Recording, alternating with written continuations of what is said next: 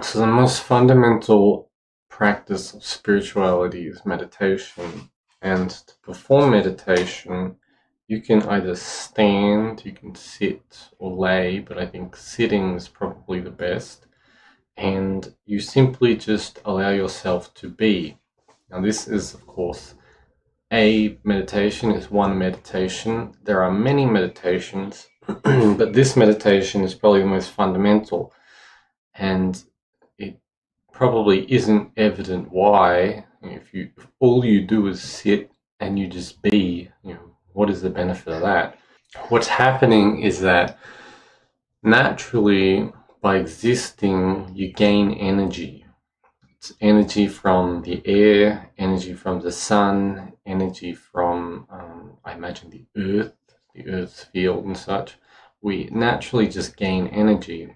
And your body uses this energy to heal itself, to process itself, and to generate different fluids or what you can think of as essences and such. So by just allowing yourself to be, and mind you, you have to find a point in the middle of sleep and awakeness. This is simpler than you think. Try not to think it's difficult or overcomplicate it. It means pretty much you don't want to fall asleep while sitting, but you don't want to be, overstimulated essentially. And what happens is that, because of course, the more relaxed you are, the more everything condenses down. The more stimulated you are, the more it pulls upwards to the brain. So we want to find somewhat of a balance. So you sit and you be, and eventually what happens is that your body builds and builds and builds more of these fluids, more of this pressure inside of yourself, and it'll feel uncomfortable, it'll feel hot. You might get traumatic memories, mind you. That's a little warning. If you want to do this stuff, do note that you will have to face yourself. You will eventually have to face the darkest parts of yourself, which, it's a part of life. Either you have to face those parts of you, or if you have children, you're passing the burden onto them or onto society, essentially.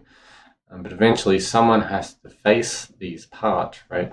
So if to put it in a simple way, we can just think the energy builds up in your body and then it tries to open a blockage in like a channel or a line or a vein of the body, right? And this is where trauma is held, or you think like metabolic toxins, like waste in the body is held.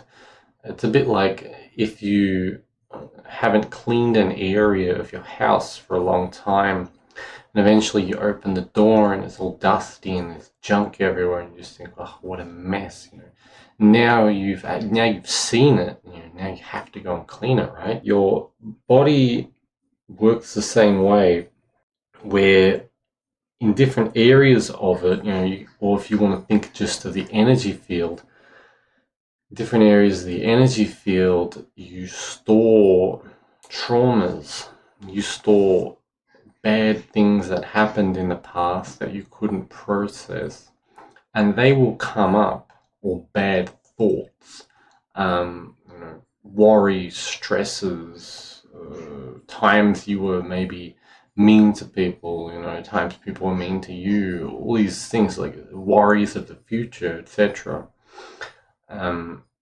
As your organs essentially are processing all of this, and you're giving yourself time to process stuff. So it'll feel uncomfortable physically, and mentally you'll get visions and what we call flashbacks, right? Emotionally, you'll just have to deal with everything and process it. You're trying to digest and digest. And what happens is when you process enough of this trauma, or physically, if we go more on a physical side, you'll feel a block and you want to try to open and release that. You can help it by focusing where you feel the block. If it's in the nervous system, you'll open it there. If it's in the muscles, if it's in the bones, usually where you are cold, in your body, or areas that don't heal very quickly, or where you have poor sensation, these areas are blocked. So as your energy builds, you'll help to, release and open, allow it to flow. And I think that enlightenment is essentially the whole body achieving circulation perfectly, energetic circulation, circulation of blood, etc. Right?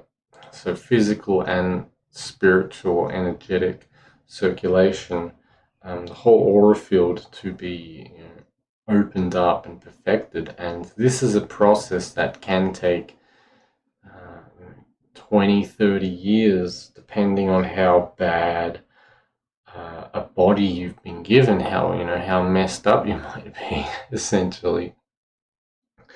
Every day you do this, you open up a little more, and as you develop your inner world, because what you learn is that you start to gain an energetic inner world, and that energetic inner world is, physically, it's the organs and the glands and such, and the parts of the body. You start to get in touch with all of these because they start cleaning out their junk, right? They start purifying themselves.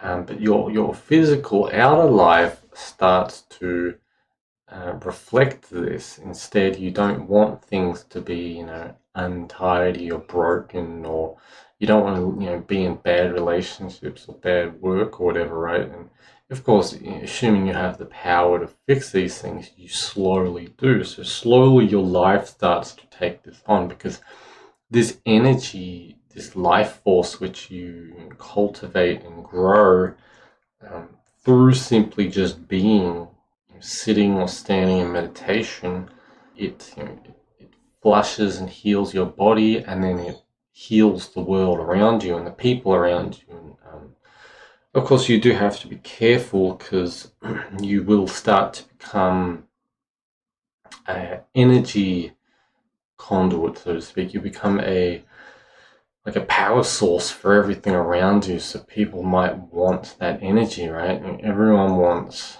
that good, glowing feeling. It's attractive. It's what makes people look beautiful and youthful and be attractive and healthy and fertile and such. Everyone wants it, so you have to protect it as well. You can't give it out to everyone. So you've got to be careful about that. And of course, people will start to uh, not like the changes you make, of course, as well. So you have to be prepared for that, especially if you have a lot of like friends that are in very dark, lower places or whatever, or your family is very troubled and traumatic, then there will be that resistance. So eventually the world starts to counterbalance you. Your energy starts to become counterbalanced by the world, because the world is full of, it's full of evil and toxicity, essentially, and it doesn't want to, it's like people don't want a light being shined on their darkness, right? And the more of this light you build up within you, the more you shine it on their darkness, the more just being around you, other people are reminded of things that they are trying to ignore, right? And it becomes more and more pressing. So you have to be warned that once you start walking this path of enlightenment, that the whole world will essentially turn against you. And you have to get stronger and stronger. You have to build up more of this and condense it and consolidate it within the body. There's other meditations to do that kind of stuff, in order to protect yourself and to build a better world. And slowly you just improve and improve and purify the world around you, right? And eventually, if you build it's like if you build a nice, lovely garden, you walk out there and you feel relieved and nice. It's like eventually the world reflects or it heals, and it has this nice light to it, has this good energy to it, right?